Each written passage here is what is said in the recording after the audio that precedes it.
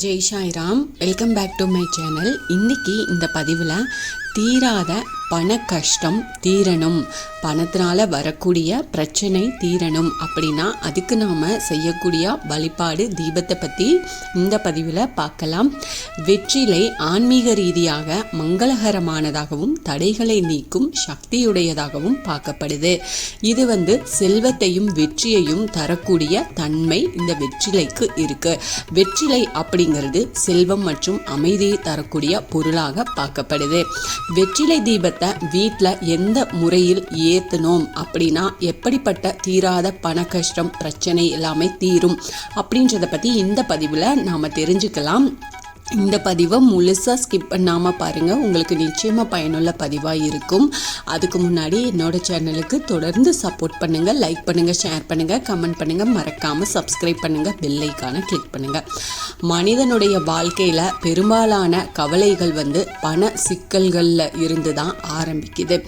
எவ்வளவு நல்ல குணங்கள் இருந்தாலும் ஒரு மனிதரின் மதிப்பையும் மரியாதையும் சமூகம் சில நேரங்களில் அவரோட பொருளாதார நிலையை வச்சு தான் மதிப்பீடு செய்யுது. அந்த பண பிரச்சனை தீர்ந்து அந்த பணவரவின் அதிபதியாக ஸ்ரீ மகாலட்சுமி தாயார் இருக்காரு.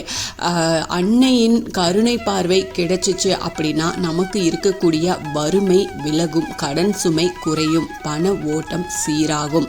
அதுக்காக நம்ம முன்னோர்கள் சொல்லி வச்ச எளிமையான சக்தி வாய்ந்த வழிபாடு தான் இந்த வெற்றிலை தீப வழிபாடு. பொதுவாக இந்த முருகப்பெருமானுக்கு தான் ஷட்கோண கோலம் போட்டு அதுக்கு மேலே 6 வெற்றிலைகள் வச்சோ இல்லைனா ஒரு தட்டில் விசிறி போல் 6 வெற்றிலைகளை விரித்து வைத்தோ வெற்றிலை தீபம் ஏற்றி வைத்து நிறைய பேர் வழிபாடு செய்கிறத வழக்கமாக வச்சிருக்கிறாங்க. ஆனால் வெற்றிலை மாலை சாற்றுவது, வெற்றிலை தீபம் ஏற்றுறது எல்லா தெய்வங்களுக்கும் செய்யலாம். குறிப்பாக மகாலட்சுமி தாயாருக்கு நாம் இந்த வெற்றிலை தீபத்தை ஏற்றுறது பொருளாதார நிலை உயர்வதற்கான மிகச்சிறந்த ஒரு வழிபாடு. மகாலட்சுமி வாசம் செய்யும் மங்களகரமான பொருட்களில் ஒன்று தான் இந்த வெற்றிலை. இந்த வெற்றிலையில் முறைப்படி தீபம் ஏற்றி வழிபாடு செஞ்சோம் அப்படின்னா தீராத பண கஷ்டம் தீர நமக்கு வழி பிறக்கும். வீட்டில் தெய்வ சக்தி பெருகும். ஆன்மீக மரபுப்படி இது சொல்லப்படுது. வெற்றிலை தீபம் எப்படி ஏற்றுறதுன்னு பார்க்கலாம். ஒரு புதிய வெற்றிலை, சின்ன மண் அகல் விளக்கு எடுத்துக்கோங்க. பசுனை இல்லைன்னா மஞ்சள் நிற திரி, மஞ்சள் குங்குமம், கல்கண்டு, இந்த 2 துண்டுகள் இதை நீங்கள் எடுத்து வச்சுக்கோங்க.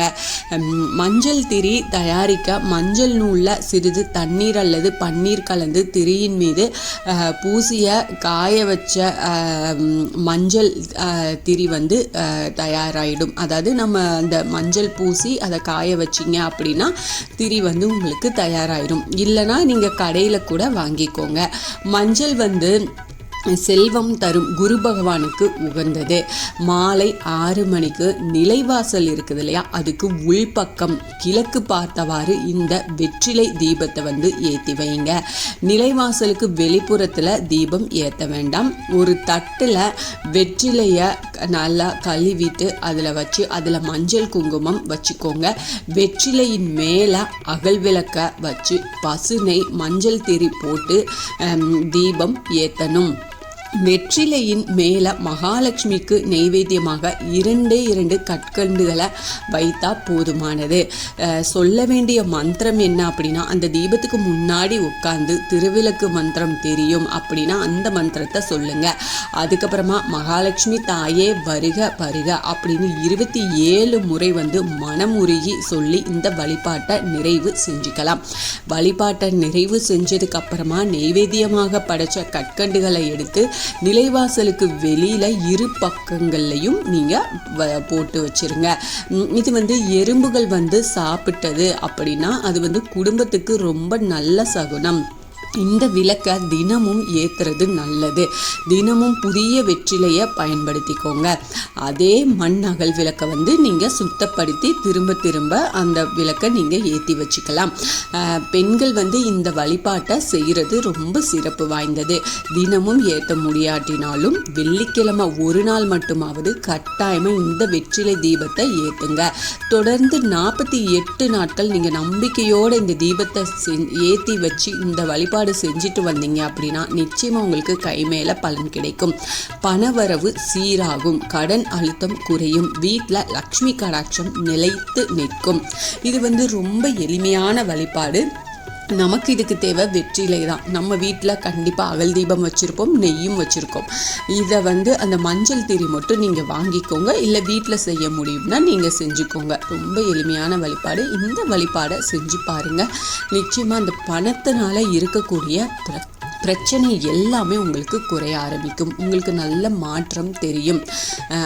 இந்த பதிவு உங்களுக்கு ரொம்ப பயனுள்ள பதிவாக இருக்கும் அப்படின்னு நான் நம்புகிறேன். இதில் ஏதாவது சந்தேகம் இருந்தால் எனக்கு கமெண்ட்டில் கேளுங்க, நான் பதில் சொல்கிறேன். என்னோட சேனலுக்கு தொடர்ந்து சப்போர்ட் பண்ணுங்கள், லைக் பண்ணுங்கள், ஷேர் பண்ணுங்கள், கமெண்ட் பண்ணுங்கள், மறக்காமல் சப்ஸ்கிரைப் பண்ணுங்கள், பெல் ஐக்கானை கிளிக் பண்ணுங்கள். இது போல் எனக்கு தெரிஞ்ச ஆன்மீக பதிவுகளை உங்ககிட்ட நான் ஷேர் பண்ணுறேன். Thank you friends. மீண்டும் அடுத்த பதிவில் சந்திப்போம்.